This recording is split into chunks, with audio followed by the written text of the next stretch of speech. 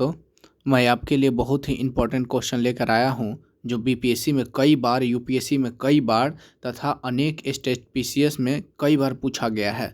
यहाँ तक कि जितना भी इसमें क्वेश्चन है वो आईए से भी पूछा गया है। आप अपने नोट्स बुक में इसको लिखना स्टार्ट कर दीजिए, और नहीं तो आप इसको वीडियो को बार बार देखिए ताकि आपके दिमाग में ये बन जाए, और मैं पीडीएफ डाल दूंगा ताकि आपके लिए बहुत ही लाभदायक होगा। तो चलिए पहला क्वेश्चन की ओर बढ़ते हैं। पहला क्वेश्चन है, पैगंबर हजरत मोहम्मद का जन्म हुआ था। पैगंबर हजरत मोहम्मद का जन्म जो हुआ था 570 ईस्वी में हुआ था। 570 ईस्वी में इनका जन्म हुआ था। सेकंड नंबर क्वेश्चन है, मक्का कहाँ है? तो मक्का सऊदी अरब में है। मक्का कहाँ है? सऊदी अरब में है। देखिए जितने भी क्वेश्चन है सब पूछा गया है, इसीलिए मैं इसका ओरिजिनल पीडीएफ लेकर आया हूँ। किताब का ही डायरेक्ट पीडीएफ लेकर आया हूँ ताकि आप लोग को लगे कि कोई फ्रॉड नहीं है। आप देख सकते हैं यहाँ पर हिंदू की जनता के संदर्भ में हिंदू शब्द का प्रयोग किया गया है। देखिए आईएएस में क्वेश्चन पूछा गया है, आप देख सकते हैं 1995 का, आप कहीं से भी आप देख सकते हैं। हिंदू की जनता के संदर्भ में हिंदू शब्द का प्रथम बार प्रयोग किसने किया था? तो इसका आंसर क्या होगा आप लोग बताइए। अगर जानते हैं तो कमेंट कीजिए, नहीं तो आप इसको बार बार देखें। आंसर होगा अरबों ने।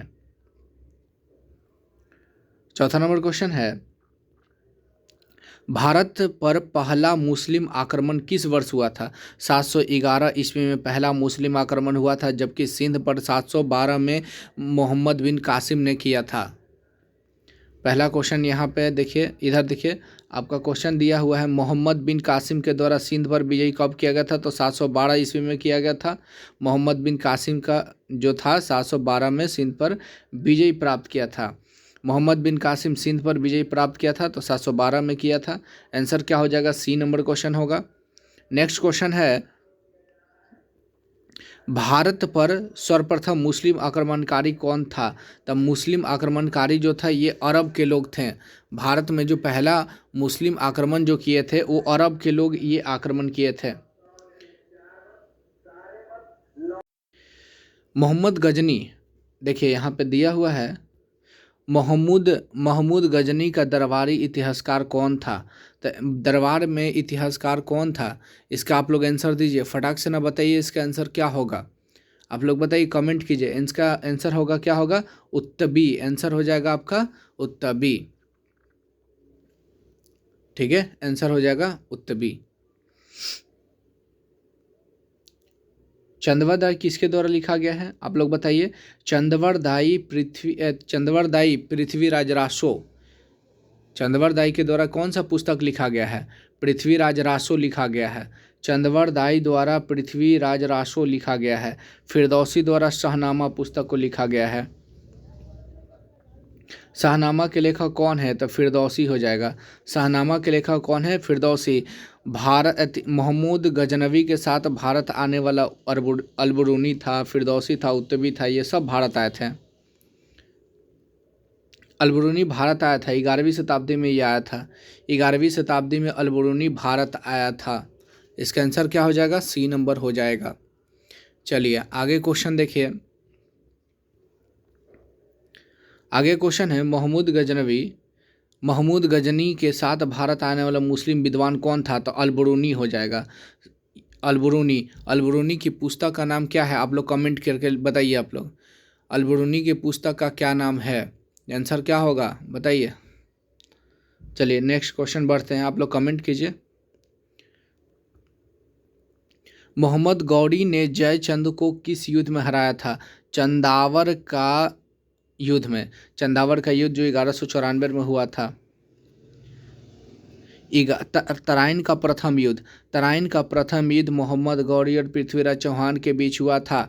जब गौरी ने भटिंडा पर आक्रमण किया तो पृथ्वीराज चौहान का उस समय वहाँ शासन हुआ करता था, जिसके गुस्सा में क्रोधित होने के बाद पृथ्वीराज चौहान ने मोहम्मद गौरी पर आक्रमण कर दिया और मोहम्मद गौरी की हार हो गई। परंतु मोहम्मद गौरी चुप नहीं बैठा और 1192 में द्वितीय तराइन के युद्ध यानी तराइन का दूसरा युद्ध जो था 1192 में हुआ था, उसमें पृथ्वीराज चौहान की हार हो गई थी। जैसे ही पृथ्वीराज चौहान की हार हो गई तो भारत में मुस्लिम सत्ता स्थापित होने लगा। चलिए क्वेश्चन है, निम्नलिखित कौन सा राजा मोहम्मद गौरी द्वारा चंदावर के युद्ध में पराजित हुआ था? तो जयचंद, इसका आंसर क्या होगा? चंदावर के युद्ध में पराजित हुआ किया था।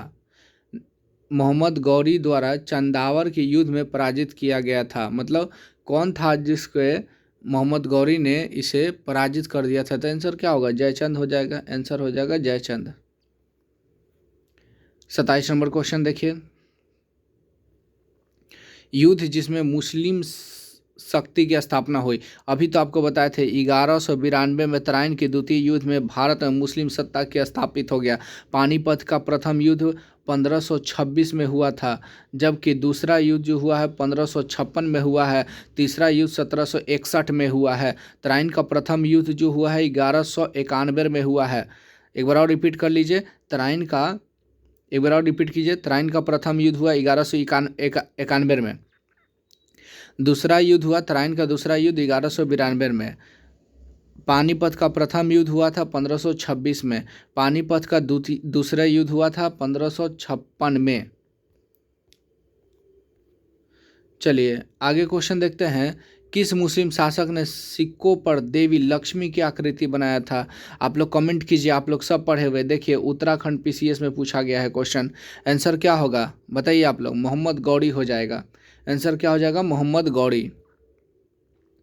गुलाम वंश के संस्थापक कौन है? गुलाम वंश के संस्थापक कुतुद्दीन ऐबक।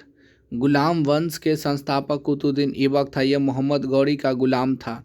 मोहम्मद गौरी का गुलाम था। मोहम्मद गौरी जब ये भारत से बाहर जा रहा था, मतलब अपने घर जा रहा था, तो इसने अपने 3 विश्वास पात्र गुलामों को अपने साम्राज्य में विभाजित कर दिया। उनमें से सबसे विद्वान जो था कुतुबुद्दीन ऐबक था, और कुतुबुद्दीन ऐबक ने ही जिस वंश की स्थापना किया उसी का नाम दिया गया गुलाम वंश या ममलुक वंश के नाम से, या यामुनी वंश के नाम से भी इसको जानते हैं। चलिए आगे क्वेश्चन है, 12 नंबर क्वेश्चन है, गुलाम वंश का प्रथम शासक कौन था? गुलाम वंश का प्रथम शासक कौन था? गुलाम वंश का प्रथम शासक कौन था? गुलाम वंश का प्रथम शासक कौन हो जाएगा? आपको आंसर हो जाएगा कुतुबुद्दीन ऐबक हो जाएगा। दिल्ली सल्तनत का कौन सा सुल्तान को लाख बख्श कहा जाता है? लाखों का दान देने वाले को लाख बख्श कहा गया है। इनमें से कौन होगा? तो इसका आंसर क्या होगा? कमेंट कीजिए आप लोग जल्दी, इसका आंसर क्या होगा? तब तक मैं इसके बारे में कुछ और बताता हूँ। लाख बख्श दिल्ली सल्तनत का प्रथम शासक था, जिसने दिल्ली सल्तनत का कुतुबुद्दीन ऐबक जो था, कुतुबुद्दीन ऐबक। आंसर क्या होगा? कुतुबुद्दीन ऐबक दिल्ली सल्तनत का पहला शासक था। ऐसा शासक था जिसने सुल्तान की उपाधि धारण नहीं किया था, और इसके पुत्र ने भी कोई भी उपाधि धारण नहीं किया था। कुतुबुद्दीन ऐबक कुतुब मीनार का निर्माण करवाया था, नींव डाला था। निर्माण पूरा करवाने का काम इल्तुतमिश ने किया था, जबकि फिरोज शाह तुगलक सिकंदर लोदी ने भी कुतुब मीनार का निर्माण करवाने का कार्य किया था। लाख बख्श इसको किसको कहेंगे? कुतुबुद्दीन ऐबक को कहा जाता है। कुतुबुद्दीन ऐबक का गुलाम कौन था? इल्तुतमिश था। कुतुबुद्दीन ऐबक का गुलाम जो था इल्तुतमिश था। इसका दामाद भी था। चलिए नेक्स्ट क्वेश्चन है, 2.5 दिन का झोपड़ा क्या है? तो एक मस्जिद है। 2.5 दिन का झोपड़ा का निर्माण किसने करवाया था? अजमेर में 2.5 दिन का झोपड़ा का निर्माण आपको कुतुबुद्दीन ऐबक ने करवाया था। 27 जैन मंदिरों को तोड़कर इसने 2.5 दिन का झोपड़ा का निर्माण करवाया था। आगे क्वेश्चन है आपका, निम्नलिखित में से किसके प्रसिद्ध कुतुब मीनार का योगदान नहीं है? मतलब कुतुब मीनार के निर्माण में किसका योगदान नहीं है? तभी आपको बताया था, कुतुब मीनार का नींव कुतुबुद्दीन ऐबक ने रखा, उसका पूरा करवाने का काम इल्तुतमिश ने किया, जबकि फिरोज शाह तुगलक, सिकंदर लोदी ये सब इसके मरम्मत करवाए थे। गयासुद्दीन का संबंध इससे कुछ नहीं है, इसलिए आंसर क्या हो जाएगा? सी हो जाएगा। नेक्स्ट क्वेश्चन देखिए आप लोग, कुतुबुद्दीन ऐबक की राजधानी क्या थी? लाहौर थी। दिल्ली सल्तनत की स्थापना कुतुबुद्दीन ऐबक ने किया था। इसके 1210 में इसकी मृत्यु हो गया था घोड़े से गिरकर, यानी चौगान खेलते समय यानी पोलो खेलते समय घोड़े से गिर जाने के कारण इसकी मृत्यु हो गया था। इसने अपनी राजधानी लाहौर में बनाया था और इसका मकबरा भी लाहौर में ही है। इसके पुत्र का क्या नाम है? कमेंट कीजिए आप लोग। चलिए क्वेश्चन आगे देखिए। ये क्वेश्चन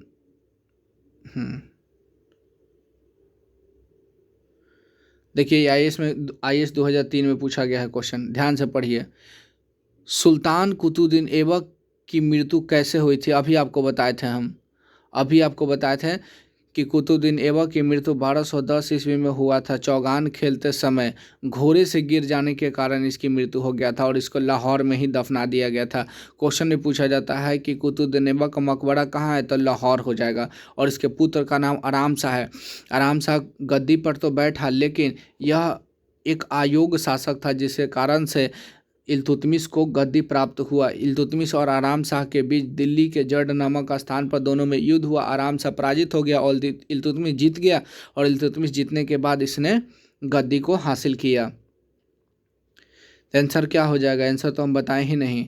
आंसर तो आपको बता ही दिए, चौगान खेलते समय इसकी मृत्यु हो गया। आंसर क्या हो जाएगा? डी। देखिए आईएएस में क्वेश्चन पूछा गया है, आंसर क्या हो जाएगा? डी। घोड़े से गिर जाने के कारण इसकी मृत्यु हो गई थी। दिल्ली का वह प्रथम सुल्तान कौन था जिसने नियमित सिक्के जारी किए तथा दिल्ली को अपने साम्राज्य की राजधानी घोषित किया? दिल्ली सल्तनत का प्रथम सुल्तान इल्तुतमिश था, जिसने सुल्तान की उपाधि धारण किया, अपने नाम खोतवा में खुदवाया था, यानी कलमा में खुदवाया था और लिखवाया। और साथ में अब ये एक पहला ऐसा शासक था दिल्ली सल्तनत का जो जीवित रहते ही अपने उत्तराधिकारी को घोषित, यानी अपनी पुत्री को उत्तराधिकारी घोषित की थी। और इसने सबसे पहला काम क्या किया कि जो इसकी राजधानी लाहौर थी उसने दिल्ली लाया था। तो इसका आंसर क्या होगा? इल्तुतमिश। यानी दिल्ली सल्तनत का राजधानी लाहौर से दिल्ली कौन लाया? तो आंसर हो जाएगा आपको इल्तुतमिश हो जाएगा। निम्नलिखित में से कौन सा इल्तुतमिश के राज्यकाल में सल्तनत की राजधानी थी? इल्तुतमिश के राज्यकाल में क्या थी? दिल्ली हो जाएगा आंसर। इल्तुतमिश की राज्यकाल की राजधानी जो था ना, दिल्ली था। ठीक है, ये सबसे पहले इसको बदायूं का सूबेदार या राज्यपाल नियुक्त किया गया था, लेकिन फिर बाद में ये राजा बना था। ये इसको दासों का दास कहा जाता है। इस कारण से यहाँ के जो जनता भी थे ना, इसका विरोध कर दिए कि मैं दासों का दास का कभी राजा स्वीकार नहीं करूँगा, परंतु फिर भी इसने शासन किया अपने योग्य, और बहुत सारे जितने भी व्यक्ति थे विरोधी थे उसको दमन करते हुए इसने गद्दी पर बैठा था। 11 नंबर क्वेश्चन, 11 नहीं है, मतलब ये नंबरिंग इधर उधर हो गया है। चलिए नेक्स्ट क्वेश्चन देखते हैं। सल्तनत के निम्नलिखित सुल्तानों में से किसने सर्वप्रथम अपनी राजधानी दिल्ली हस्तांतरित किया था? आंसर क्या हो जाएगा? इल्तुतमिश हो जाएगा। जबकि कुतुबुद्दीन ऐबक की राजधानी कहाँ थी? तो आंसर हो जाएगा इसका लाहौर।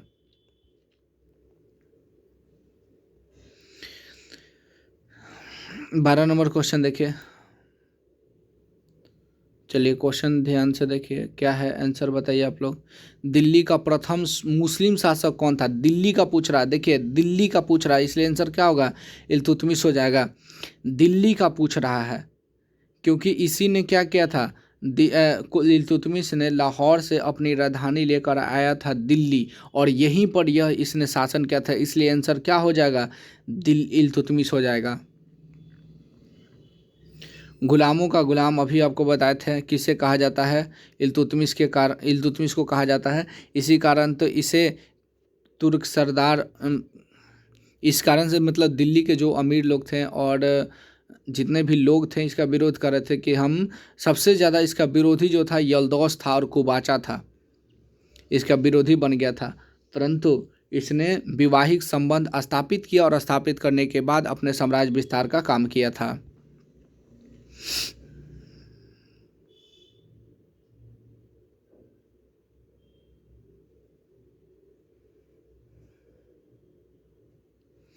निम्नलिखित में से कौन सा, एक मिनट रुकिए, यहाँ इस क्वेश्चन में हम आपको गलत बोल दिए थे।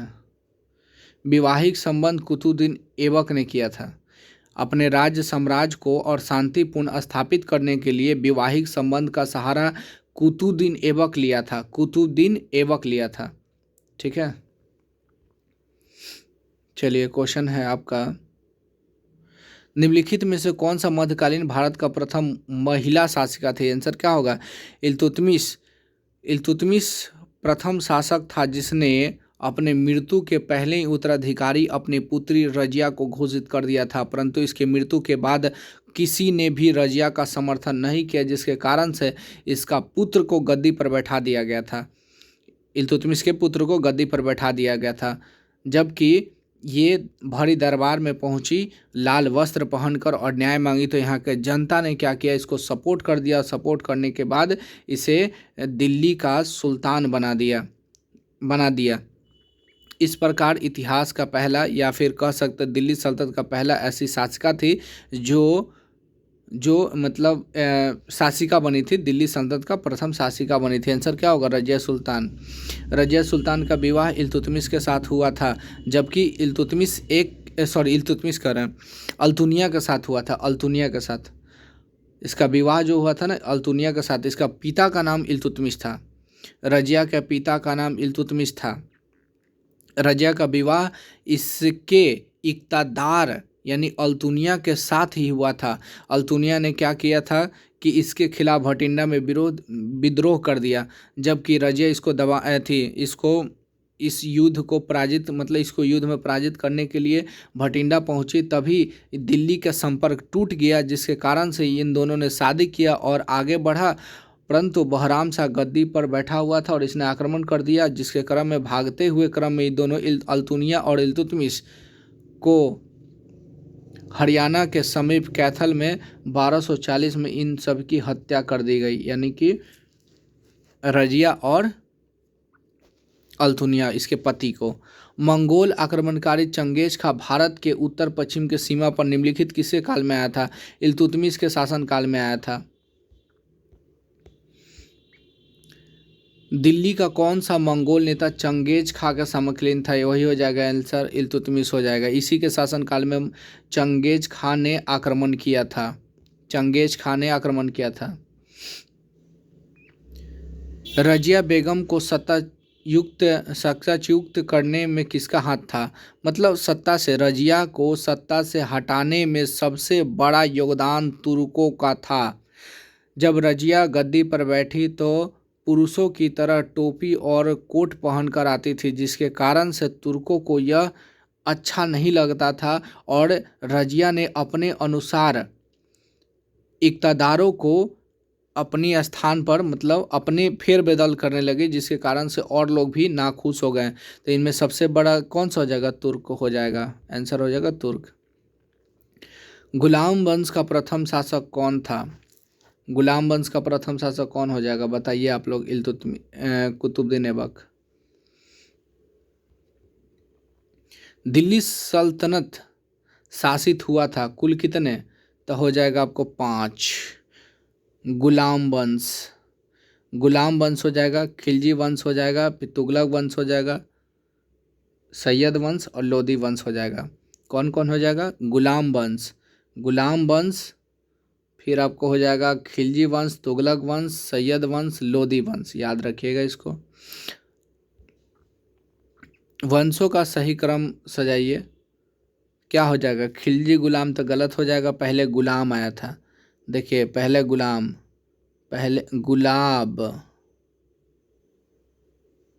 खिले तो सांस